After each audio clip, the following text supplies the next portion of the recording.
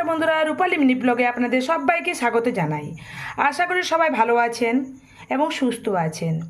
আজকেও রেসিপি নিয়ে আপনার সামনে এসে গেছি। আজকে আমি বানাতে চলেছি ছানার পায়েস। এই যে দেখুন ছানার পায়েস, এটাই আমি বানিয়েছি। এর জন্য কি কি উপকরণ নিয়েছি দেখে নিন, আর ঝটপট কিভাবে বানাচ্ছি সেটাও দেখতে থাকুন। ছানার পায়েস তৈরি করতে আমি এখানে উপকরণ নিয়েছি 1 লিটার দুধ। 1 লিটার দুধের ছানা আমি তৈরি করে নিয়েছি। আপনারা চাইলে আপনারা পরে তৈরি করতে পারেন, আমি এখানে তৈরি করে নিয়েছি আগের থেকেই। এখানে নিয়েছি আমি এলাচ, 100 গ্রামের মতো চিনি, এখানে নিয়েছি কিশমিশ, আর একটা নিয়েছি আমুল দুধের প্যাকেট 10 টাকা পাউচের।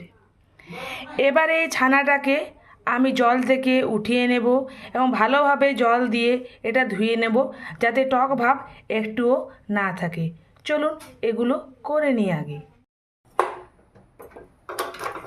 গ্যাস অন করে নিলাম, কড়াই বসিয়ে দিলাম।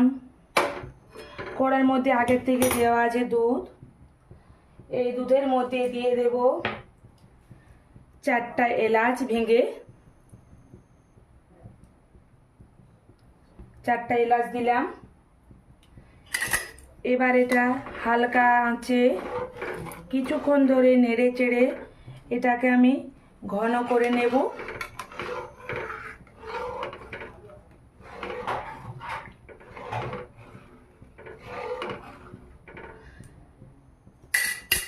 তার আগে কিছুক্ষণ ধরে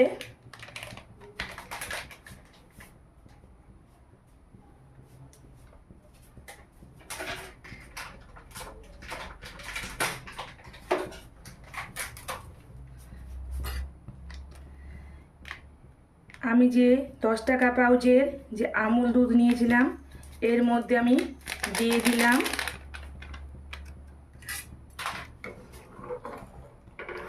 এবার এটা নেড়ে চেড়ে কিছুক্ষণ ধরে আমি ঘন করে নেব। এইভাবে কিছুক্ষণ ধরে নেড়ে চেড়ে নেওয়ার পর অনেকটাই ঘন হয়ে এসছে। এবারে এর মধ্যে দিয়ে দেব 100 গ্রামের মতো চিনি।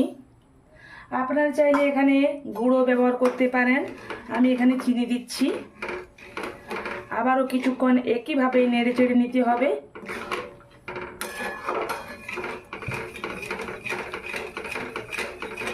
এইভাবেই যতক্ষণ না চিনির দানাটা গলে যাচ্ছে ততক্ষণ ধরে আমি এইভাবে নেড়ে চেড়ে নেব।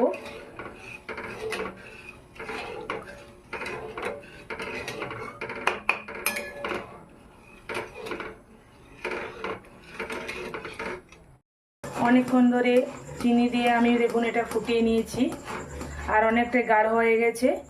এই যে দেখুন, আর এলাচ যেহেতু দেয়া আছে তার জন্য গন্ধটা খুব ভালো এসেছে। এবারে দেখুন আমি আগেই ছানা ফাটিয়ে নিয়েছি এবং জল দিয়ে বারবার করে ধুয়ে নিয়েছি।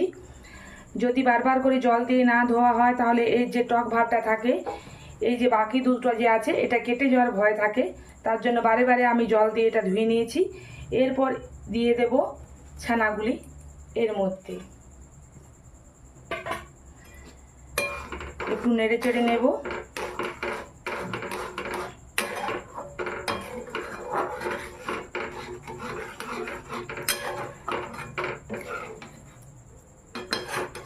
ছানার পায়েস খেতে খুব ভালো লাগে, আপনারা পারলে একদিন বানাবেন এই ছানার পায়েস। এবার এটা কিছুক্ষণ ধরে আমি নেড়ে চেড়ে ফুটিয়ে নেব একইভাবে। এই যে দেখুন ছানার পায়েস ফুটে উঠেছে, পুরোপুরিভাবে তৈরি হয়ে গেছে ছানার পায়েস।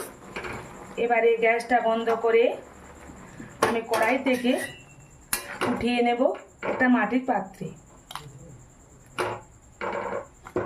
উঠিয়ে নিয়ে চলুন।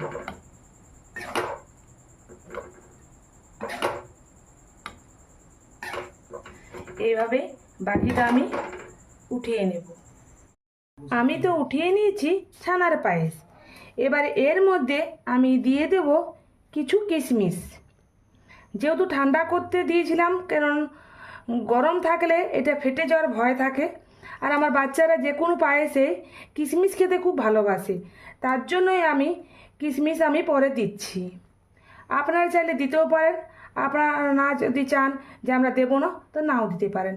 আমি এখানে সামান্য পরিমাণে কিশমিশ এতে দিয়ে দিলাম, একটু বাচ্চারা খেতে চায় বলে।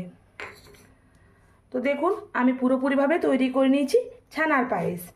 আপনারা একদিন এই সিজনে বা যে কোনো দিনে আপনারা বানিয়ে নিন ছানার পায়েস। খেতে খুব দুর্দান্ত হয় এবং এটা সংরক্ষণ করেও রাখা যায় ফ্রিজে। আর এভাবেও রেখে দিতে পারেন 2 থেকে 3 দিন। খুব সুন্দর লাগে খেতে, আর খেতেও খুব দুর্দান্ত হয়। তো সবাই ভালো থাকবেন, সুস্থ থাকবেন। আমার চ্যানেলটিতে সবাই সাবস্ক্রাইব করে দেবেন। আর আজকের মতন আসছি বন্ধুরা, সবাই ভালো থাকুন, সুস্থ থাকুন। এইরকমই মজাদার কোনো রেসিপি পেতে হলে আমার চ্যানেলটিতে অবশ্যই সাবস্ক্রাইব করে দেন। নমস্কার।